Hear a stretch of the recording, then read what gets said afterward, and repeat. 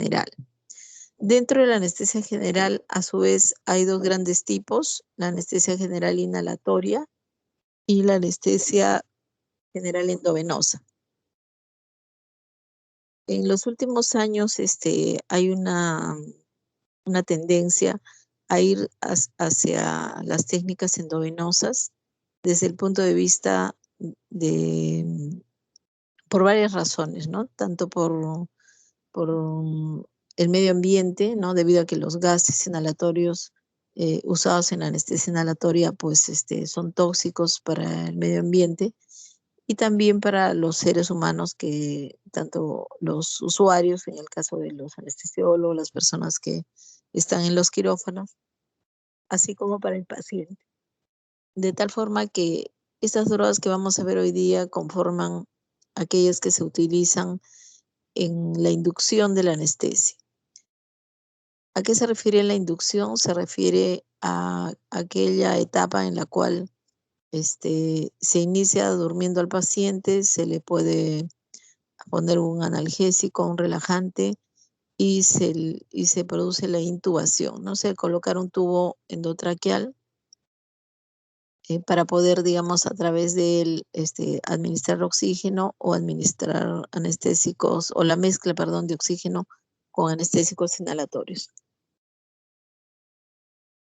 Entonces los hipnóticos se usan básicamente en esta fase, en la inducción, pero también algunos de ellos se pueden usar además en la inducción en el mantenimiento. O sea que una vez intubado el paciente, ya entra a un estado de anestesia que se denomina fase de mantenimiento, momento en el cual el cirujano pues ya puede abordar al paciente sin que tenga conciencia, sin que sienta ningún dolor, y obviamente puede además agregarse un relajante neuromuscular para permitir que el cirujano haga algunas maniobras, digamos, teniendo, digamos, relajados los músculos estriados o en todo caso también las vísceras, ¿no? Entonces, estos hipnóticos los hemos dividido en barbitúricos y no barbitúricos, ¿no? Los barbitúricos, representados por el tiopental, que es la única droga que todavía se usa en algunos lugares del mundo en determinados procedimientos. Es el único de este grupo. Y de los no barbitúricos tenemos etomidato, propofol y ketamina. En la siguiente clase vamos a ver algunos otros que recientemente también se están usando.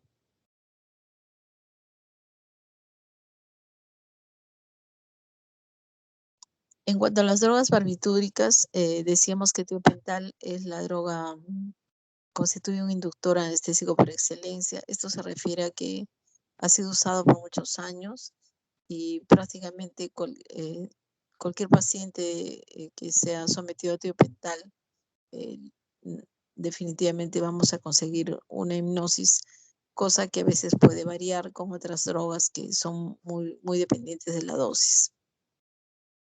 Los barbitúricos en general son fármacos que van a producir hipnosis y que tienen una acción rápida y corta. Desde el punto de vista químico son liposolubles, su pH es fuertemente alcalino. Como ustedes ven, entre 10.5 y 11, entonces se considera que tiopental es una de las drogas, digamos, más alcalina de la farmacopeia, de tal forma que solamente debe administrarse asociada de forma individual, porque asociada a cualquier otro fármaco podría producir un precipitado.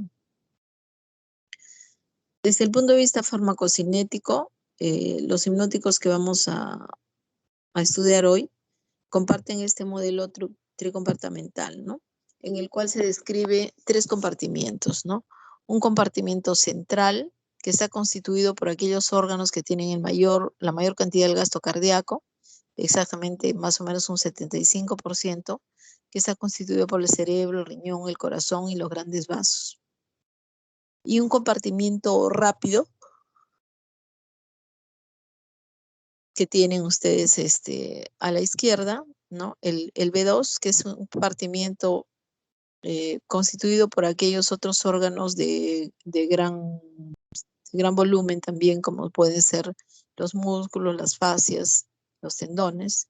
Y por el otro lado, el tercer compartimiento, que es más lento, que está constituido por la piel y la grasa. Entonces, como pueden ver acá, el medicamento cuando es administrado a nivel del compartimento central a través de un vaso, eh, inmediatamente al minuto va a distribuirse al cerebro. Y después de ese minuto hay una redistribución del fármaco hacia el compartimiento 2, que es el rápido a nivel de músculos. Esto aproximadamente dura hasta los 5 minutos. Y luego hay una redistribución del fármaco a un compartimento más lento, que es la grasa, que puede durar hasta 30 minutos, ¿no? Finalmente, como ven, hay una recirculación del fármaco, digamos, para su excreción, su metabolismo y excreción. Su metabolismo es a nivel hepático alrededor de 10 a 15% por hora y su excreción a nivel renal. Se ha visto que si hablamos de tiopental, es una droga que tiene un metabolismo lento y además una excreción también bastante lenta, y podemos encontrar metabolitos en orina, incluso 7 días después de la cirugía, ¿no? Lo cual hace que tiopental sea una droga que se deba administrar en pacientes de cirugía de larga estancia, ¿no? O sea, aquellos que se operan hoy, pero van a quedar algunos días hospitalizados.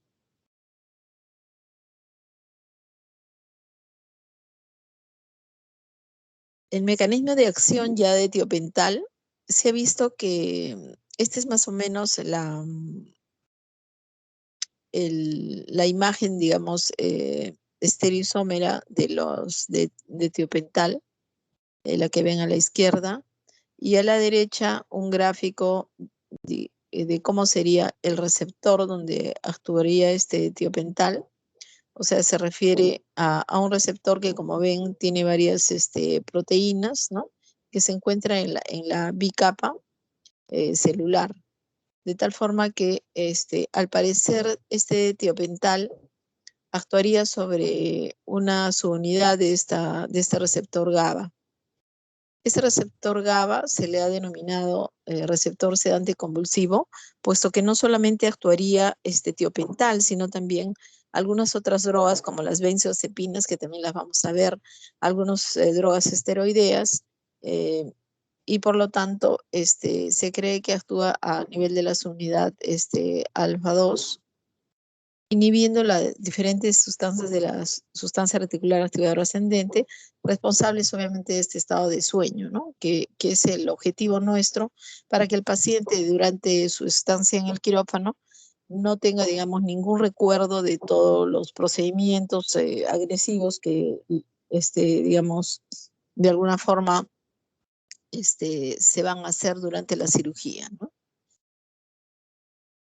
Entonces, el tiopental sódico, al parecer, actuaría sobre este receptor GABA, provocando el ingreso de iones cloro, bloqueando así la propagación del impulso nervioso.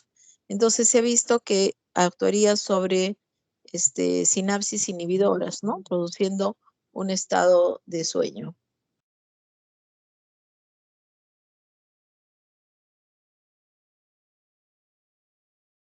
En cuanto a las acciones farmacológicas, vamos a ver que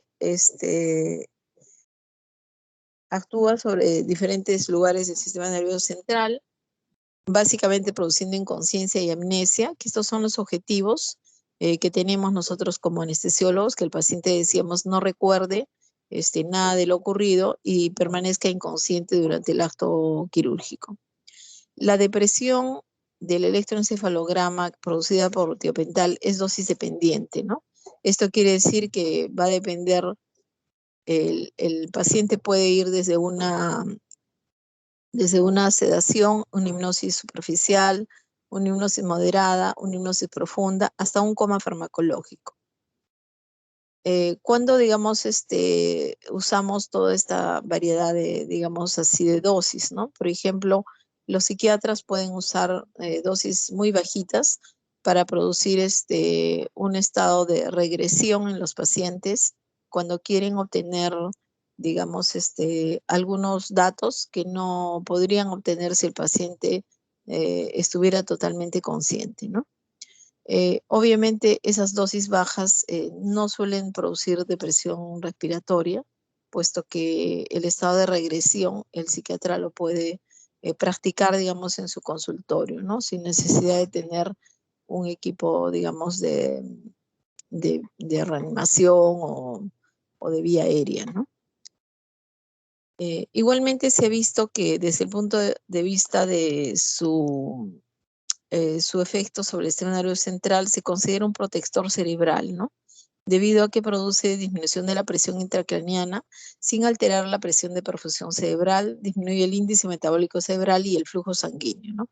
Pero esto dentro de los márgenes de autorregulación que tenemos en el cerebro. Por lo tanto, tiopental es una de las drogas, quizás de las pocas, asociada también a lidocaína, que es reconocido como un protector cerebral.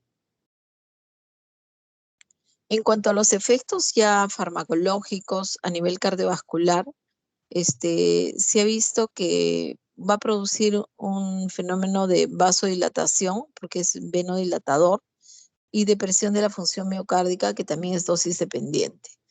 Esto está dado por varios mecanismos, ¿no? Principalmente el mecanismo de vasodilatación va a producir una disminución de retorno venoso. A su vez hay una depresión beta a nivel de la contractilidad miocárdica directa y una depresión del sistema nervioso simpático central, ¿no? Todo esto va a llevar como consecuencia una disminución del gasto cardíaco, alrededor de un 25 a 30% del gasto cardíaco basal del sujeto, ¿no?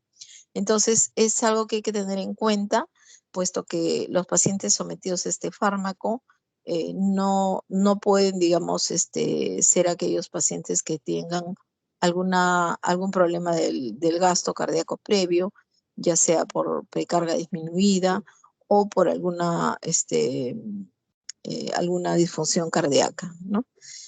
Igualmente, este efecto venodilatador, digamos, se ha visto que lleva a que se produzca una depresión de la presión arterial y frente a esta hipotensión se produce un fenómeno compensatorio de una taquicardia, que es una taquicardia refleja, debido a que los vasoreceptores captan esta vasodilatación y para no alterar mucho el gasto cardíaco, se produce una taquicardia refleja.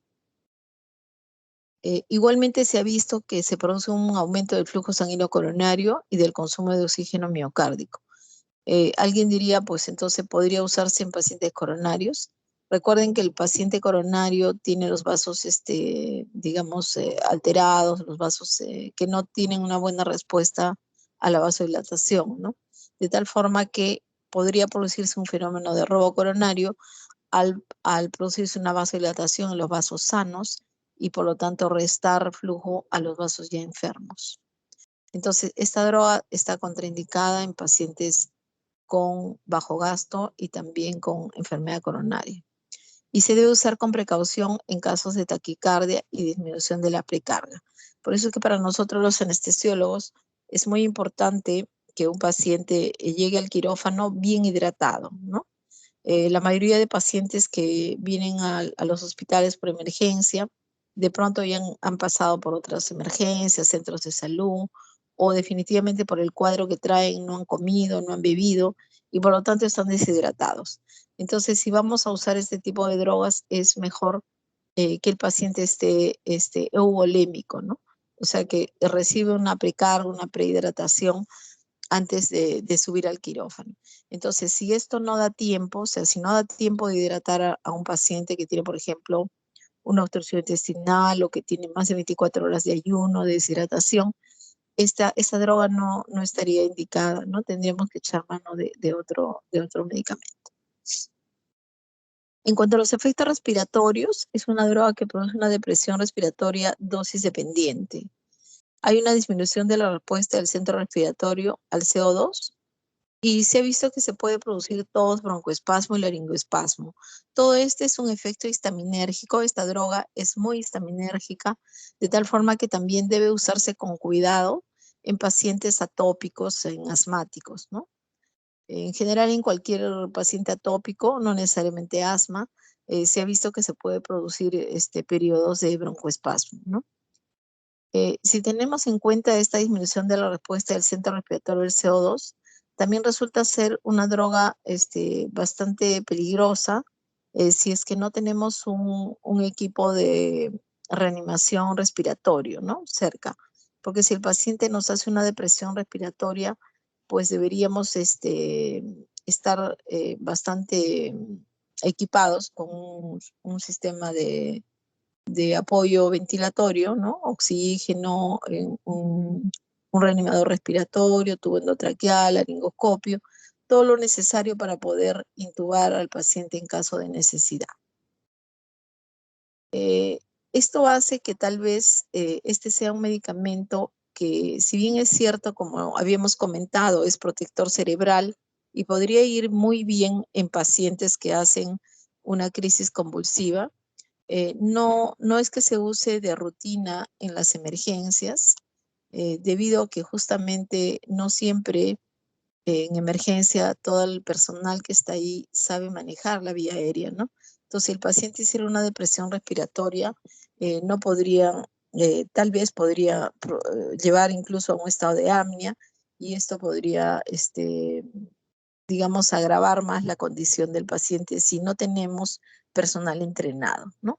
Entonces, en realidad, el manejo de tiopental es una droga muy útil y, como les digo, el único protector cerebral que prácticamente se reconoce como tal, pero no se usa de larga mano en las emergencias debido a esta dificultad.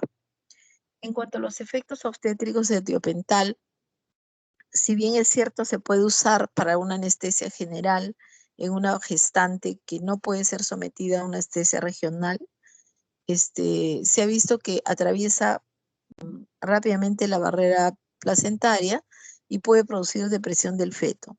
Entonces, lo recomendable es tener todo listo, o sea, haber lavado a la paciente, haber puesto los campos operatorios y el cirujano, el instrumentista, el anestesiólogo, todos tener todo el material listo. El cirujano obviamente para cortar al paciente, el instrumentista igual aspiración y los anestesiólogos pues todo el equipo de intubación antes de colocar tiopental, ¿no? Porque en realidad se debiera colocar tiopental y en el lapso de menos de 3 minutos debería extraerse el feto de la cavidad abdominal, ¿no? De tal forma que tiene que ser un procedimiento en manos también de obstetras expertos, ¿no? Que permitan sacar a este niño rápidamente, porque como ustedes recuerdan, que hemos repasado hace un momento, el modelo farmacocinético, la droga se distribuye primero en los órganos de mayor vascularización y en el segundo compartimento están los de menor vascularización, como pueden ser las vísceras, ¿no? En este caso, el útero se comporta como una víscera y por lo tanto en 3 minutos podría llegar a circulación uteroplacentaria y producir una depresión fetal. Si por obvios motivos la gestante, por ejemplo, es una cesárea anterior o tiene alguna dificultad el cirujano para poder sacarlo en los primeros 3 minutos, es mejor que espere a los 10 minutos, ¿no? Después de 10 minutos, el hígado materno ha podido metabolizar el fármaco y por lo tanto la concentración en la circulación supraplacentaria será mínima y se evitará también la depresión del feto. En cuanto a los usos clínicos de tiopental, se va a usar en la inducción de la anestesia.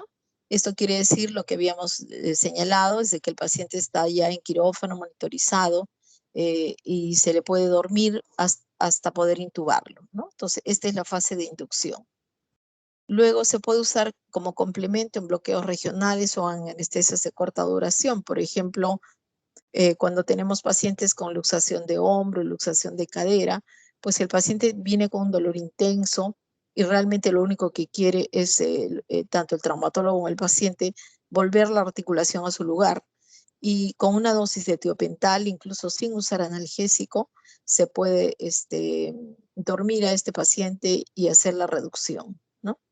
Entonces, para ese tipo de procedimientos es bastante útil. También se puede hacer un legrado uterino, una reducción de una fractura en tallo verde o en un anciano, ¿no? Y básicamente es una droga muy útil como anticonvulsivante, ¿no? Como decíamos, si viene un paciente convulsionando la emergencia, debiera usarse tiopental, pero siempre tener la precaución de tener un equipo de reanimación respiratoria. Como protector cerebral, ya lo habíamos señalado, las dosis en la inducción para dormir al paciente en el quirófano van desde los rangos que están señalados acá, y se debe disminuir el 50% de la dosis en aquellos pacientes premedicados. ¿A qué se refiere premedicados? Aquellos que han recibido alguna otra droga, digamos, que produce sinergia en depresión del sistema nervioso central, como puede ser, digamos, para el dolor, de pronto le han puesto una morfina, un tramal, o en todo caso le han puesto una benzodiazepina si vino agitado. Entonces, esas drogas pueden producir sinergia y por lo tanto es conveniente a veces bajar la dosis de tiopental para no producir una depresión respiratoria brusca. Lo mismo sucede en ancianos, puesto que los ancianos podrían tener una menor cantidad de proteínas en plasma o tener una disfunción de órganos y por lo tanto es necesario disminuir la dosis. Y también en pacientes con estado físico comprometido, estamos hablando de personas, digamos, con desnutrición, con neoplasias.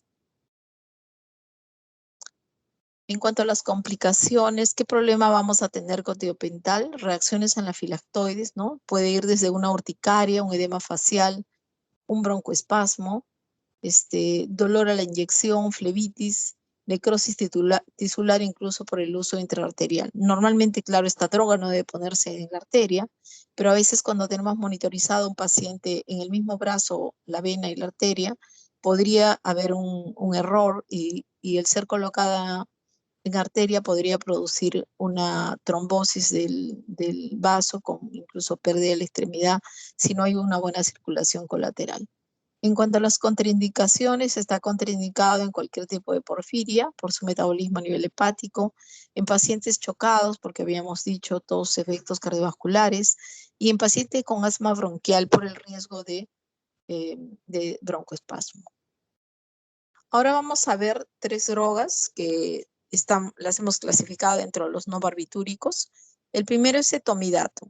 Etomidato es una droga hipnótica, pero a diferencia de tiopental, no tiene un efecto analgésico. Si bien es cierto, tiopental no es conocido como analgésico, yo les había dicho que en procedimientos cortos, en los cuales con un solo bolo se puede hacer algún procedimiento que es doloroso, como por ejemplo la reducción de una fractura o un legrado, ¿no? Pero que no sea extremadamente doloroso, se puede hacer solo con tiopental sin agregar un analgésico.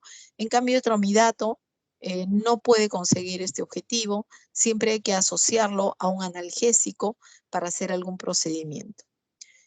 Pero etomidato tiene algunas virtudes sobre tiopental, dentro de ellos podemos descubrir que produce mínimos cambios hemodinámicos, de tal forma que sería una droga de elección en pacientes coronarios, en pacientes de bajo gasto, se usa en cirugía cardíaca. Se produce también depresión respiratoria mínima. Esto también lo hace bastante útil en pacientes con algún problema, digamos, de predisposición a hacer depresión respiratoria. El tiempo de recuperación también es rápido, o sea, al minuto el paciente está dormido y a los 7 minutos ya se puede despertar. En cambio, con tiopental puede durar hasta 25, 30 minutos, ¿no? Es una droga que no libera histamina, ¿no? Es otra de las virtudes, puesto que a diferencia de tiopental, con etomidato puedo usarlo en pacientes atópicos, asmáticos. En relación a su farmacocinética, el modelo también es tricompartamental y similar a lo que habíamos escrito para tiopental. Tiene una gran liposolubilidad, por eso es que igual que tiopental, al minuto llega al cerebro y podemos ya intubar, ya abordar al paciente. A diferencia de tiopental, su excreción renal y biliar es un poco más rápida, miren, entre 4 horas por la vía renal y biliar hasta 24 horas.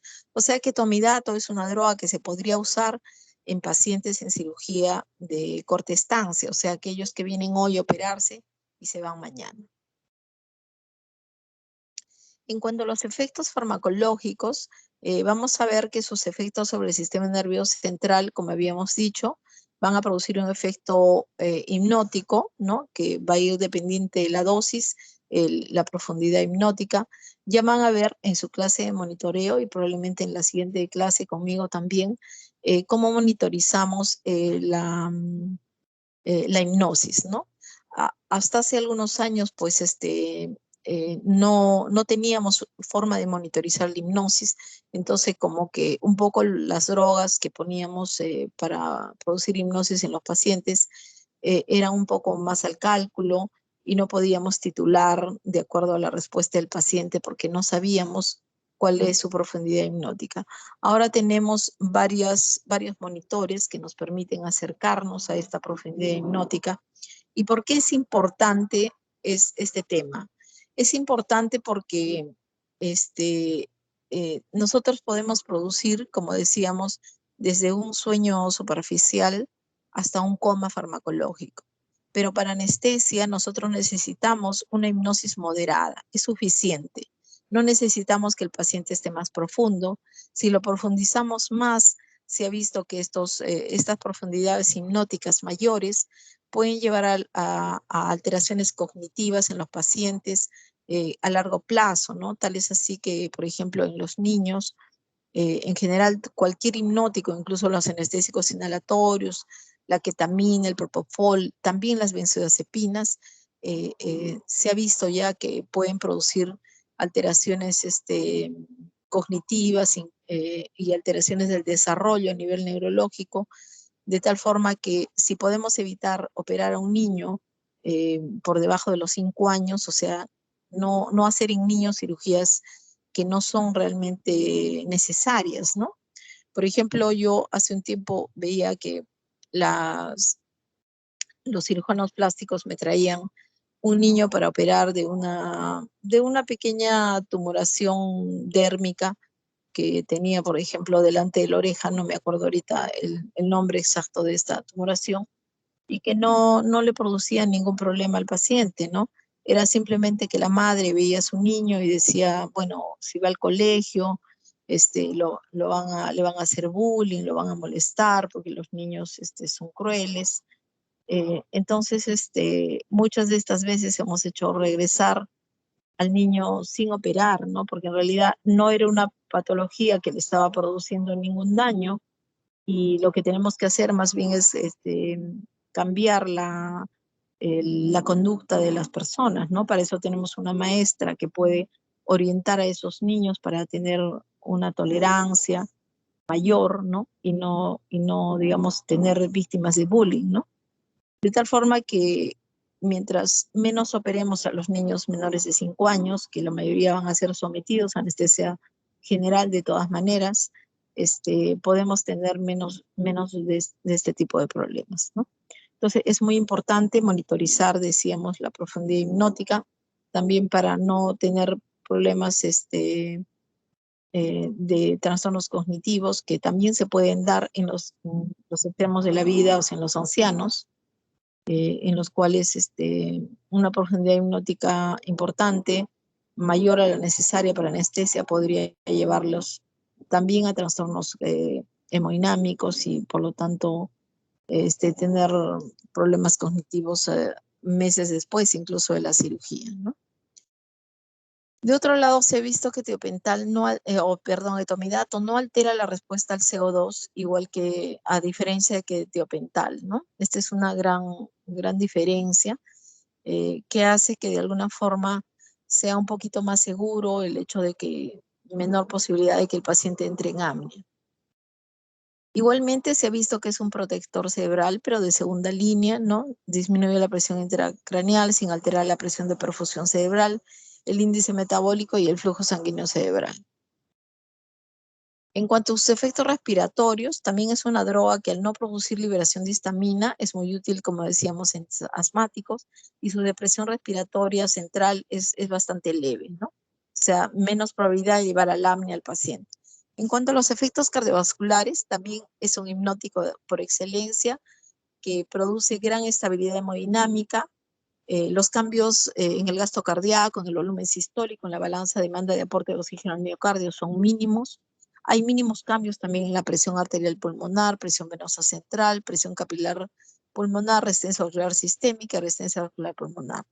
En cambio, tenemos que sus efectos sobre la esteroidogénesis, perdón, sí son importantes, ¿no? Es una droga que, a diferencia de tiopental, que disminuye el cortisol plasmático, etomidato produce disminución del cortisol plasmático y suprarrenal.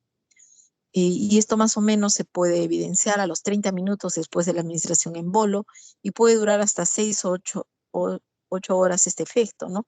De tal forma que es una droga que no está muy recomendada de usarse en pacientes muy críticos que están en las unidades de cuidados intensivos, porque a veces estos pacientes tienen ya falla de varios órganos y algo que los mantiene vivos es su respuesta a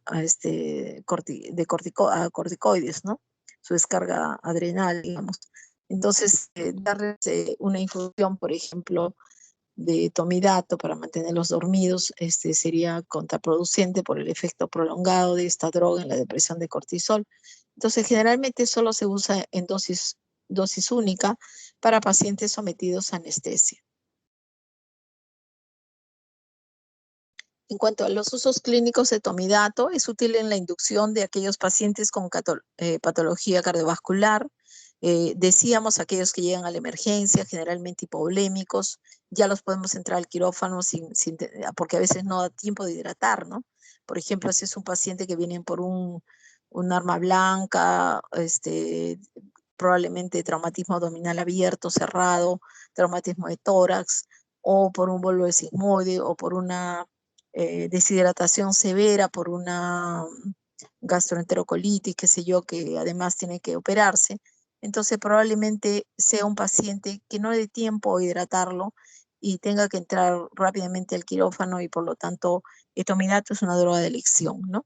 Igualmente se puede usar en pacientes con enfermedad coronaria, en situaciones de bajo gasto y en pacientes con valvulopatías, digamos como de primera elección.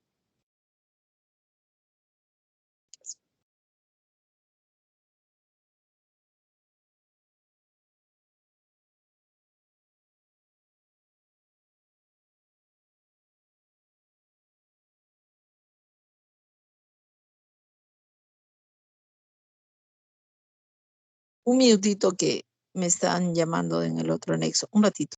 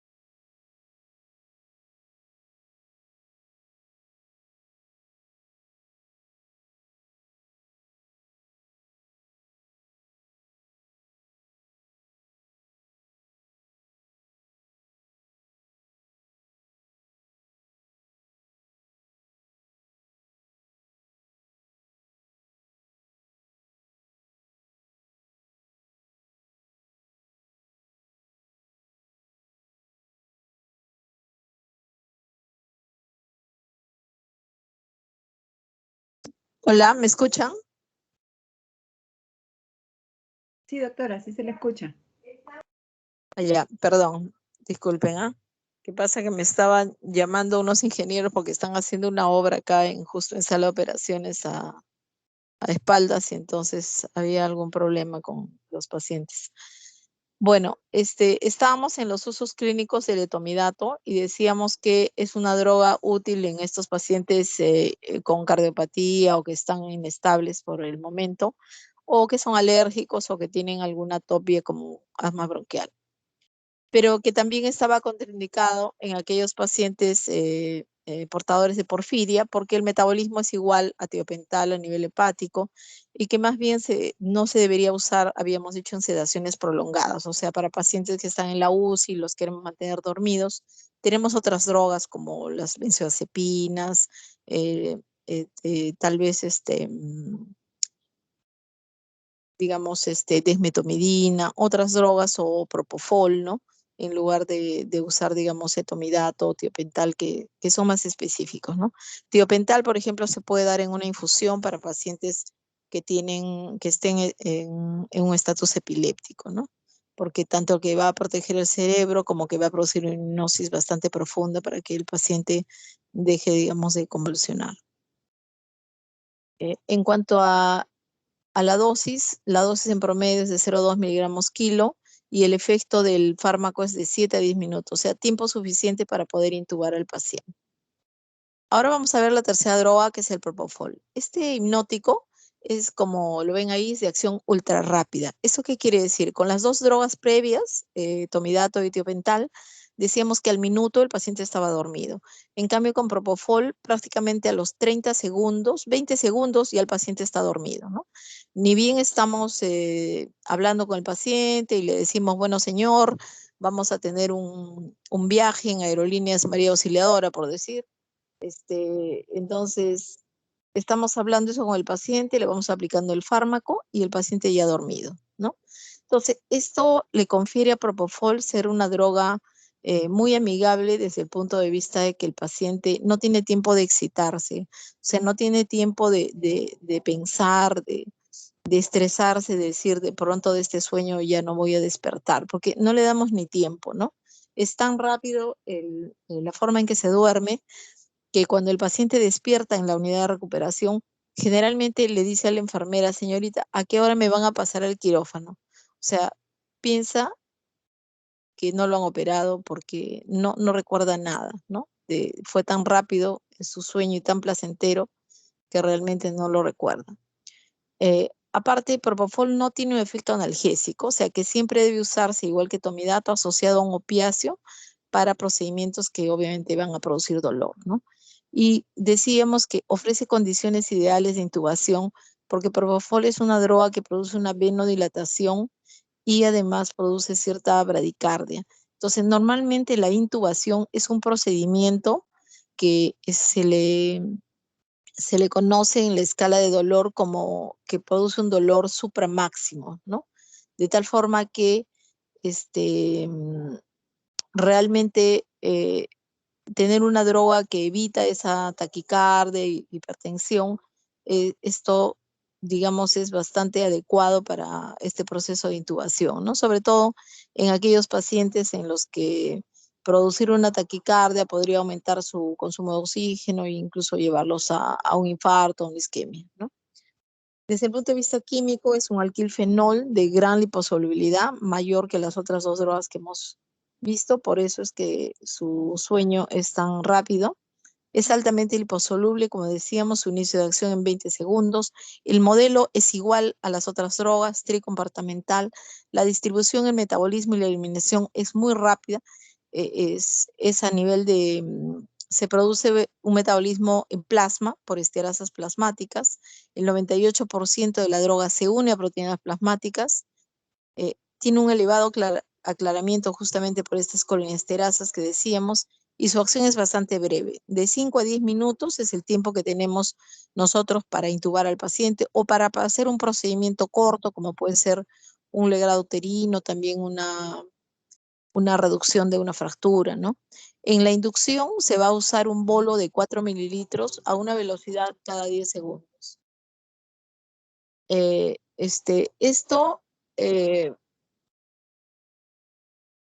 esta velocidad de administración es muy importante porque como esta droga se une a proteínas plasmáticas, va a depender, digamos, de la velocidad en la que ustedes pongan la droga. Si ustedes la ponen muy lento, se metaboliza tan rápido porque se metaboliza en plasma y nunca llega a tener una concentración plasmática que les dé el efecto que ustedes necesitan, que es la hipnosis. Y si al contrario la ponen muy lento, si la ponen muy rápido, puede producir una depresión respiratoria o una hipotensión importante o bradicardia. Y si la ponen muy lento, podrían no conseguir el efecto hipnótico porque se va a metabolizar rápido, ¿no? Entonces, como la velocidad de administración es muy importante, actualmente ya casi no se usan bolos, se usan infusores, es decir, este, eh, bombas de infusión en las cuales ya está, digamos, programado un modelo farmacocinético, ¿no? Quiere decir que hay modelos farmacocinéticos para ancianos, para obesos, para pacientes adultos, ¿no? Para niños, de tal forma que nosotros al infusor, que es una bomba de infusora, le vamos a aportar ciertos datos como el peso del paciente, el índice de masa corporal, la talla, la edad, el sexo, y con estos datos, pues el modelo hace una suerte de un cálculo de la dosis aproximada que puede usar este paciente. Obviamente esto es pura matemática, ¿no? Para eso nosotros como anestesiólogos necesitamos además ver el resto, digamos, de patologías que puede tener el paciente, ¿no? Porque la máquina sola, con ese cálculo basal por defecto, no podría, digamos, funcionar en todos los pacientes, ¿no? Entonces tenemos que ver además el entorno del paciente, los riesgos, y poder de esta dosis por defecto que nos da la máquina, hacer algún cambio para adecuarlo más al sujeto, ¿no? En cuanto a las acciones farmacológicas, vemos que se puede producir efectos sobre el sistema nervioso central de Propofol que nos dan una inducción muy suave, como decíamos, el paciente se duerme tan rápido que no se da cuenta, mínima excitación. Además, se ha visto que es una droga que puede producir protección cerebral por su disminución en el flujo sanguíneo cerebral, en la presión de presión eh, intracraniana y presión de perfusión cerebral, pero dentro de los límites de autorregulación. No altera la respuesta al CO2 tampoco, por lo cual es una droga que hay menos riesgo de apnea, ¿no? Obviamente siempre hay que darla titulando, cada paciente es distinto. En cuanto a los efectos cardiovasculares, es una droga venodilatadora potente, disminuye la resistencia vascular sistémica en un 9%, la presión arterial sistólica en un 21%, la diastólica en 16% y el gasto cardíaco en un 12%. Entonces, esta es una droga en cuanto a depresión del gasto cardíaco intermedia entre tiopental, que más o menos deprimía entre 25 a 30% del gasto cardíaco basal del sujeto, y etomidato, que es más o menos del 12%, ¿no? Entonces, Propofol está entre un 12 a un 15%.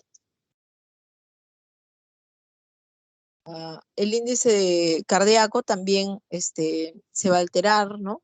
En cuanto a los efectos sobre el sistema respiratorio, produce una depresión respiratoria con aumento de la presión de CO2 de más o menos 5 milímetros de mercurio, pero es mínimo comparado con tiopental, ¿no? Y no produce liberación de histamina, o sea que es otra droga que podríamos usar en pacientes atópicos. Perdón un momentito.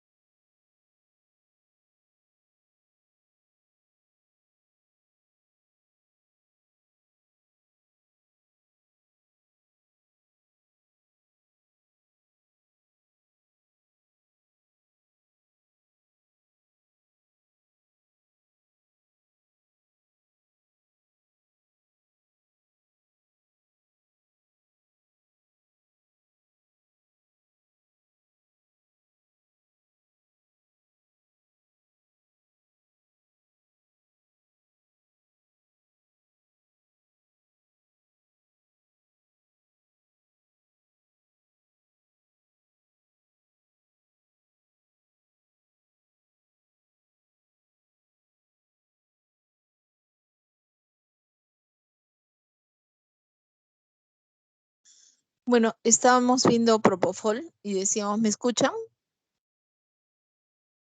Sí, doctora, sí se le escucha. Ya, decíamos que en cuanto a los usos clínicos de Propofol, se va a usar tanto en la inducción, o sea, un bolo inicial para producir la intubación en el paciente, y después en el mantenimiento de la anestesia. O sea, se puede dar, la ventaja de Propofol es que es una droga que se puede usar en una técnica que se llama TIVA, que es técnica endovenosa total, o sea que ya no usaríamos ninguna droga inhalatoria, solo usaríamos oxígeno y todas las drogas irían por la vena, ya sea este hipnótico que es Propofol, asociado a un opiáceo que puede ser fentanilo, remifentanilo, alfentanilo, sufentanilo, cualquiera de ellos, y un relajante muscular si es que la cirugía necesita relajación muscular, ¿no?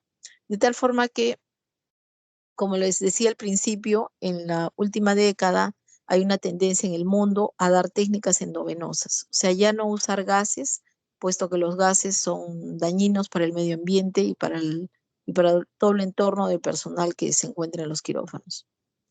Entonces, la mayor ventaja de esta droga Propofol endovenosa es su rápida recuperación, ¿no? ¿Por qué?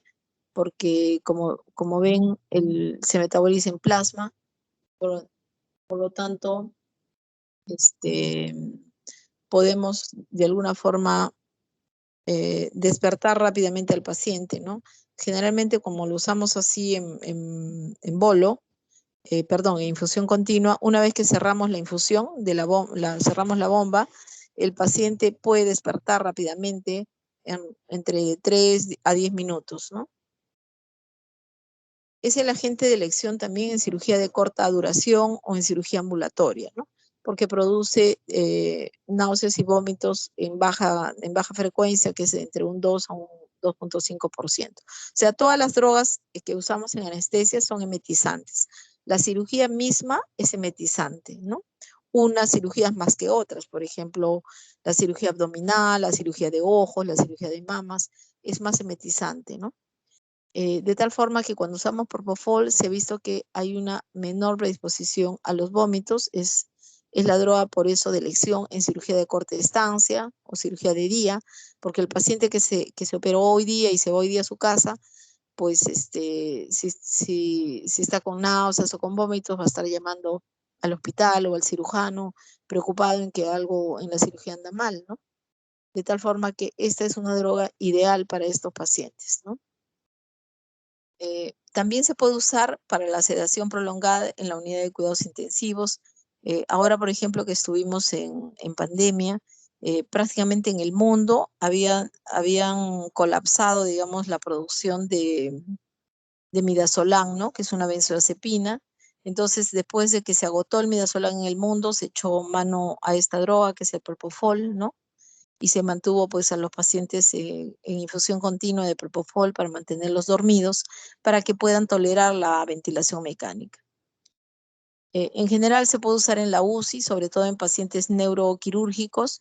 Es muy útil, por ejemplo, para el neurocirujano, que puede evaluarlo cada día al paciente y ver cómo evoluciona, ¿no? Porque cuando uno le pone una benzodiazepina al paciente, la benzodiazepina siempre tiene una mayor impregnación, una mayor duración. Entonces es difícil que el neurocirujano que viene a evaluar a su paciente lo evalúe adecuadamente, puesto que el paciente está bajo efecto de un sedante. En cambio, con Propofol podemos cerrar la bomba de infusión y en 3 a 10 minutos lo podrían evaluar sin efecto residual sedante ni hipnótico, ¿no? En pacientes alérgicos y con asma bronquial también ya habíamos señalado su gran utilidad. La dosis de inducción en promedio es 2 miligramos kilo y se debe disminuir la dosis en un 20% en ancianos, y un 50% en pacientes ASA 3 o ASA 4. El ASA es una evaluación del riesgo anestesiológico. El ASA 3 o 4 es aquel paciente que tiene alguna enfermedad sistémica, por ejemplo, diabetes, hipertensión, qué sé yo, pero que en ese momento está descompensada, ¿no? Y el ASA 4 es aquel que tiene, digamos, más de una patología, digamos, que lo descompensa y que tiene riesgo de complicarse, ¿no? Entonces, en aquellos pacientes con este riesgo elevado, se puede disminuir la velocidad de administración incluso a 2 mililitros cada 10 segundos, ¿no? El mantenimiento del fármaco, o sea, después del bolo inicial para intubar, es a través de una infusión continua por una técnica que se llama TCI, que es Target Control Infusion en inglés, y se usa siempre asociado a opiáceos. Bueno, la ketamina es el último fármaco que vamos a ver hoy. Es un anestésico endovenoso. A diferencia de los anteriores que eran nada más hipnóticos, la ketamina tiene un efecto analgésico y además hipnótico. O sea que se puede usar como anestésico puro endovenoso, ¿no? En algunos casos, la ketamina, por ejemplo, en niños se puede usar sola, pero en pacientes adultos que generalmente pueden excitarse un poco más, se le asocia a una benzodiazepina en una técnica que se llama ketaranalgesia. Produce hipnosis y analgesia, como decíamos, y además produce efectos estimulantes cardiovasculares. Dentro de ellos tenemos además alteraciones psíquicas que al despertar, ¿no? O sea, que el paciente duerme tranquilo, pero en la recuperación puede despertar un poco excitado o con algunos sueños, pesadillas, ¿no? Que lo hacen, digamos, tener una performance diferente a la que tuviera sin efecto de esta droga.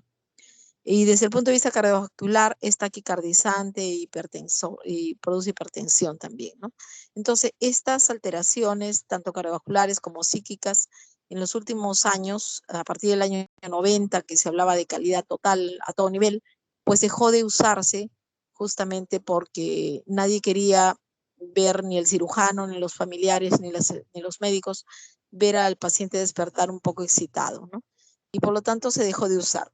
Pero posteriormente se ha retomado el uso de la ketamina. Entonces, para recordar su farmacología, esta es una droga que la ketamina racémica está compuesta por dos estereoisómeros, la ketamina S y la ketamina R, y se ha visto que cada uno de ellos tiene una diferente afinidad en unión al receptor NMDA. Este receptor NMDA es un receptor que está aún en gran investigación porque está asociado justamente a la percepción del dolor. Entonces, la ketamina S se ha visto que este estereoisómero tiene 4 veces mayor afinidad por el receptor NMDA y por lo tanto es un mejor inductor de sueño que la ketamina R y además tiene menos efectos indeseables, ¿no? Entonces, como ven, la ketamina dejó de usarse por sus efectos indeseables, pero luego inmediatamente se sintetizaron los dos estereoisómeros y se vio que podía usarse la ketamina S y disminuir estos efectos indeseables. El mecanismo de acción de la molécula global, digamos, se ha visto que bloquea el receptor NMDA. Al bloquear la actividad del glutamato, que como sabemos nosotros es el único neurotransmisor excitatorio más abundante que hay en el sistema nervioso central, pues se va a producir en el individuo un efecto hipnótico, ¿no? Este sueño ideal para que el paciente no recuerde nada, amnesia, analgesia y además un estado psicomimético, esta excitación que decíamos a nivel cortical, ¿no? Pero en los últimos años se ha visto que la ketamina usada a dosis bajas tiene un efecto neuroprotector. Y este efecto neuroprotector estaría explicado porque se ha visto que podría disminuir el daño neuronal hipóxico mediado por la activación del NMDA por exceso de glutamato, ¿no? De tal forma que, pero esto es a dosis pequeñas. Veamos un poquito acá cómo es que este receptor NMDA, ¿no? Al ser bloqueado por la ketamina, se bloquea el glutamato y por lo tanto se dan todos los efectos hipnóticos y analgésicos de los que hemos hablado. El mecanismo de acción. La ketamina, así como habíamos visto su mecanismo de acción sobre este receptor NMDA, se ha visto que también interactúa con los receptores opiáceos, ¿no? Esto se descubrió pues a raíz de que aquellos pacientes que por ejemplo, tenían un cáncer de larga sobrevida, como es el cáncer de mama, el cáncer de próstata, eran pacientes que cuando comenzaban a hacer metástasis, comenzaban con dolores muy intensos, ¿no? Y el dolor cada día iba aumentando y por lo tanto comenzaban a recibir morfina hasta que llegaba un tiempo en que el paciente recibía tal cantidad de morfina que permanecía dormido, tenía estreñimiento y somnoliento, digamos, todo el tiempo, y aún así tenía dolor. Entonces se vio que a pesar de las dosis altas de opiáceos, el paciente desarrollaba un fenómeno que se llama tolerancia a opiáceos. O sea que por más que le aumentes la dosis, el paciente ya igual siente dolor, ¿no? Entonces, este fenómeno de tolerancia a opiáceos hizo que los médicos optaran por otras drogas que ya no sean los opiáceos. Entonces, suspendían los opiáceos y, bueno, decíamos, si el paciente ya está en una fase terminal, hay que aliviarle, ¿no? Hay que aliviarle el dolor para que sus últimos días sean más confortables. Entonces, se le daba ketamina. Entonces empezó con dosis un poco anestésicas de ketamina, luego se fue bajando y se vio que con pequeñas dosis el paciente se mantenía despierto y tenía gran analgesia, al extremo que después de 15, 30 días de usar ketamina, el paciente podía volver a usar los opiáceos porque el fenómeno de tolerancia a opiáceos había desaparecido, ¿no? Entonces, imagínense el gran papel que juega la ketamina en estos pacientes que desarrollan tolerancia a opiáceos, ¿no? Entonces, después se vio que justamente a dosis baja la ketamina podía ser un coadyuvante en pacientes con dolor crónico, sobre todo en pacientes con dolor neuropático, ¿no? Entonces, cuando nosotros tenemos un paciente que tiene riesgo de desarrollar dolor crónico neuropático, como por ejemplo los que les hacen amputación de miembros o aquellos pacientes que tienen algunas patologías crónicas, digamos, de nervios asociadas a dolor neuropático, podemos usar ketamina, pequeñas dosis, y van bien también en la prevención de ese dolor neuropático. Bueno, entonces decíamos que la ketamina va a actuar sobre estos receptores opiáceos, sobre los sigma, entonces produciría, este es el motivo por el cual produciría analgesia y disforia, ¿no? Esa sensación de excitación.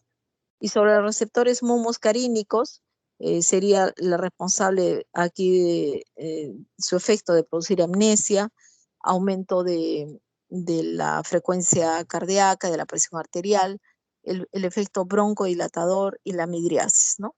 Este efecto broncodilatador es bastante adecuado para pacientes asmáticos, ¿no? Por ejemplo, si tenemos un asmático que viene a la emergencia y está con un estado, está en una fase aguda, digamos, en un ataque de asma, y tenemos que anestesiarlo con anestesia general, pues tenemos el riesgo de que el pensar en intubarlo, ponerle cualquier droga, va a hacer que su broncoespasmo empeore e incluso puede morir, ¿no?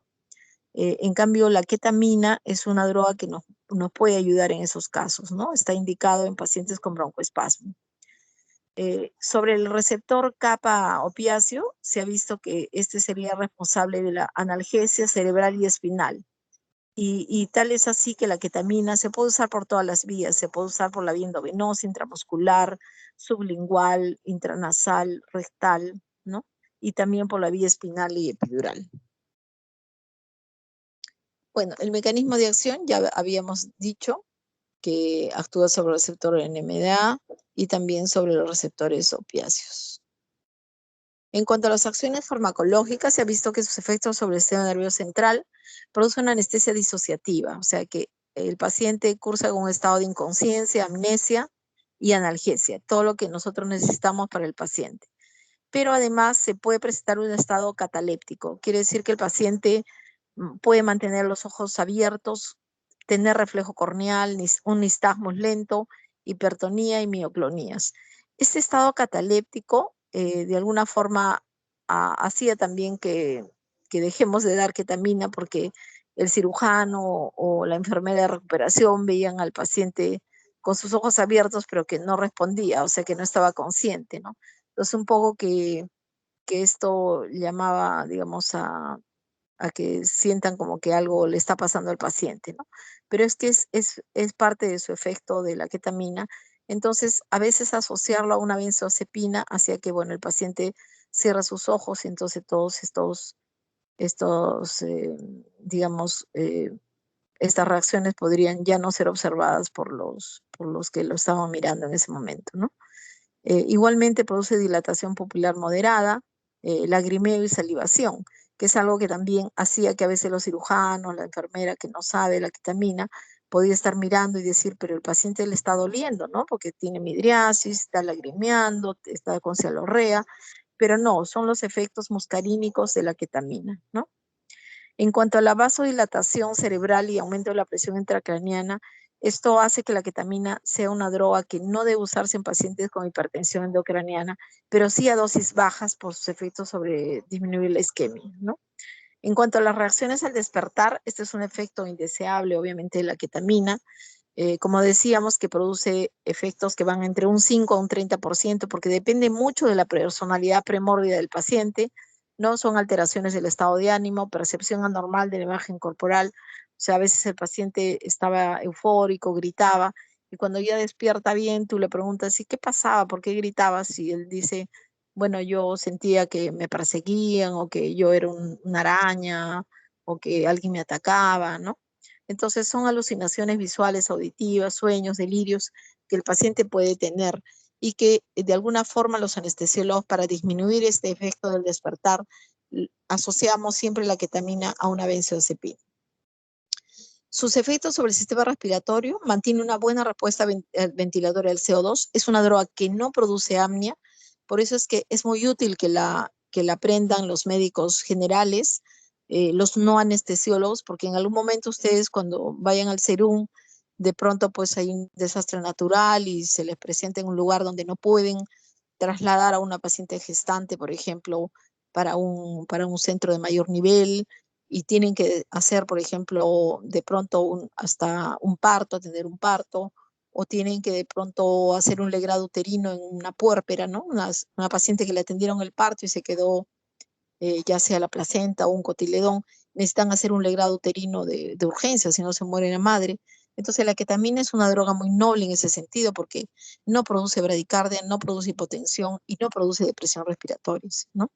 Entonces diríamos que da cierto margen de seguridad, ¿no? Es un potente broncodilatador, simpático mimético, por eso, y por lo tanto se usa bastante bien, como habíamos dicho, en pacientes asmáticos o en pacientes que tienen broncoespasmo crónico, por ejemplo, pacientes con tuberculosis, portadores de broncoestasis, ¿no? En cuanto a los efectos cardiovasculares, produce una liberación de catecolaminas, que es la responsable de lo que decíamos: aumenta la presión arterial, el gasto cardíaco, la presión, la frecuencia cardíaca y la presión arterial pulmonar. Por lo tanto, no debe usarse en pacientes con hipertensión pulmonar. Bueno, en cuanto a los usos clínicos, se debe usar tanto en la inducción, un bolo para la intubación, generalmente asociado a un relajante y a una benzodiazepina, porque realmente la ketamina no produce relajación muscular, y por lo tanto para intubar siempre necesitamos asociar a un relajante. Y también se puede usar en infusión continua para el mantenimiento de la anestesia, ya sea como droga única o puede ser asociada a dosis bajitas para prevenir el dolor neuropático en pacientes que están siendo sometidos a anestesia general con otras drogas como propofol o como opiáceos, ¿no? O sea, propofol con opiáceos y pequeña dosis de ketamina, ¿no? O puede ser usada droga sola, ketamina sola, como anestésico solo, ¿no? Porque es analgésico e hipnótico. La dosis en bolo es de 2 miligramos kilo endovenoso y de 4 a 8 por intermuscular. El tiempo de inducción en el que se duerme el paciente son 30 a 60 segundos, en el cual ya lo podemos abordar. El tiempo de duración, 15 minutos del bolo, o sea que podemos hacer procedimientos cortos como legrados uterinos, reducciones de fracturas, de luxaciones, qué sé yo, o curaciones. También se usa mucho en niños para curación de quemaduras o debridamiento de abscesos. Se puede usar también como sedación para procedimientos fuera del quirófano, como ustedes saben que no produce depresión respiratoria ni cardíaca. Se puede usar en caso de cateterismos o tomografías en niños que no colaboran, que no pueden estar quietos. En los usos clínicos en general, decíamos, para sedación en la inducción, en infusión continua, ya sea para anestesia general o para apoyar un bloqueo regional.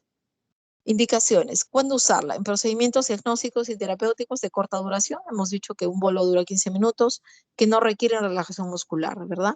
En cirugía ambulatoria, ¿por qué? Porque la ketamina dura 4 horas, o sea que el paciente en 4 horas ya no hay droga, se puede ir a su casa sin ningún temor de efecto residual.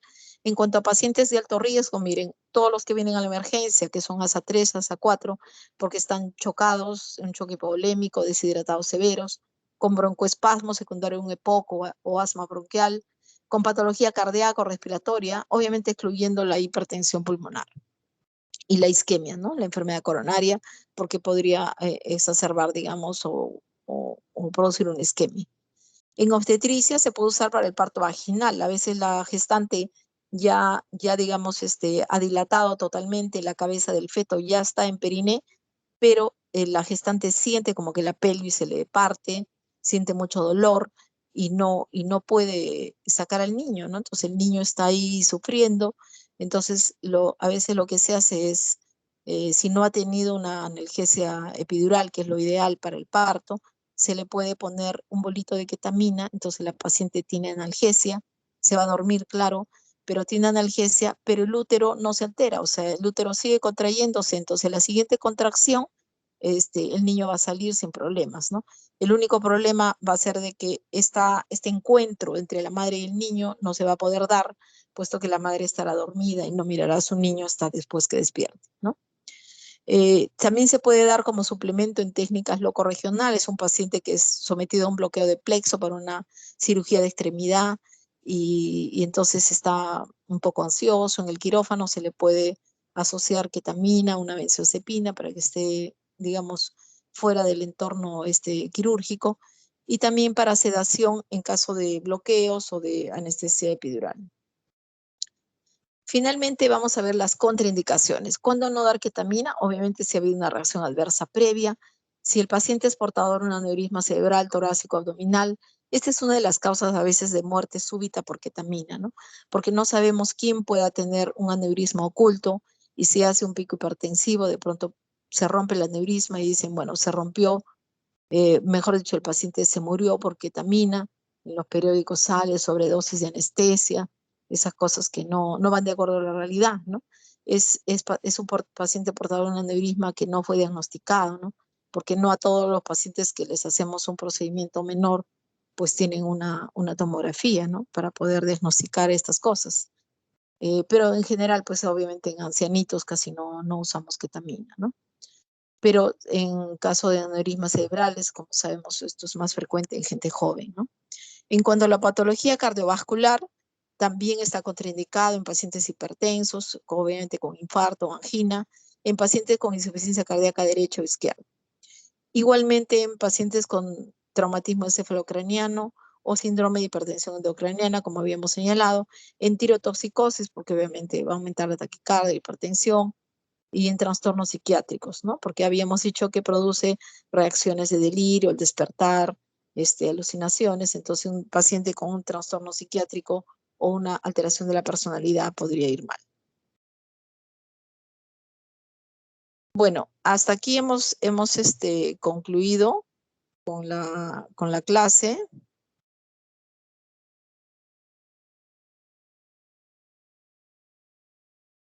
A ver, ¿tuvieran alguna pregunta?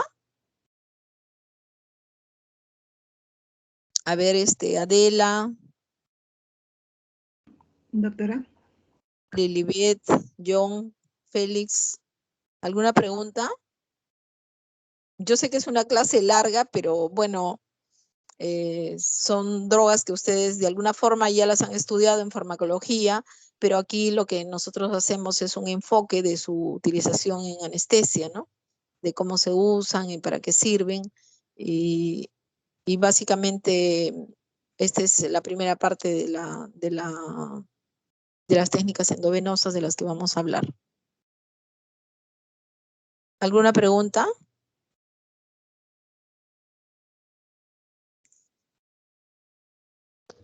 Doctora, disculpe, yo tengo una pregunta. Es sobre no entendí bien si es que es necesario acompañar con un relajante muscular. ¿Me escucha, doctora? Sí, la ketamina.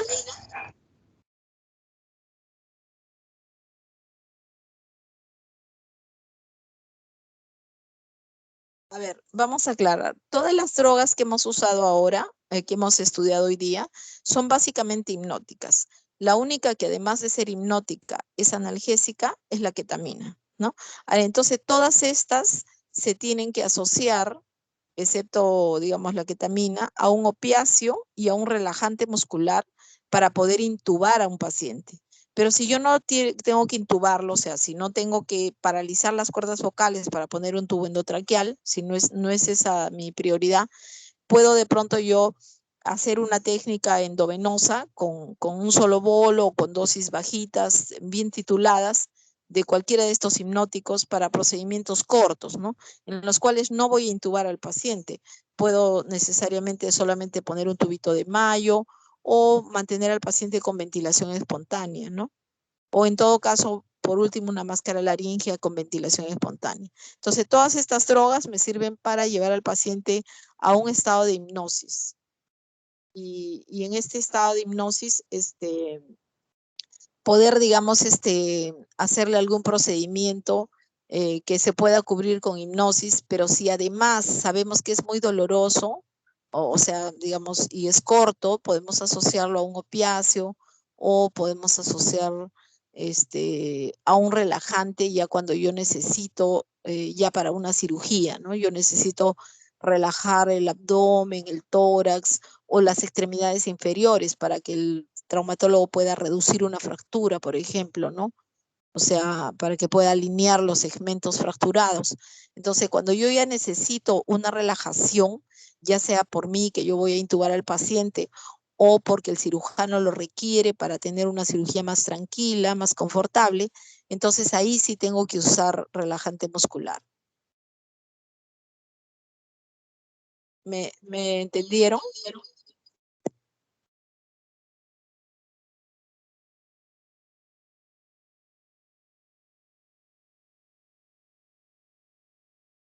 Hola.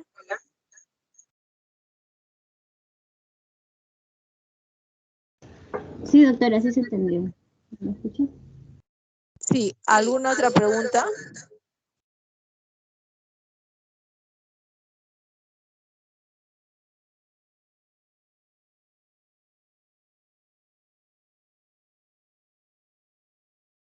Bueno, mire, en unos minutitos tenemos una clase con el doctor Laurencio, que en realidad ni a él ni a mí nos tocaba hoy día. Los lunes generalmente hacía la doctora Álvarez, pero no ha podido. Así que hemos reemplazado esta clase mía y el doctor Laurencio va a hacer una clase de 11 a 1. Y el resto de la programación se la voy a hacer llegar a su delegada hoy por la tarde. Entonces, pueden descansar unos 5 minutitos. Yo me voy a conectar con el doctor Laurencio para que ingresen con él. Con él van a hacer 2 clases teóricas, que una es sobre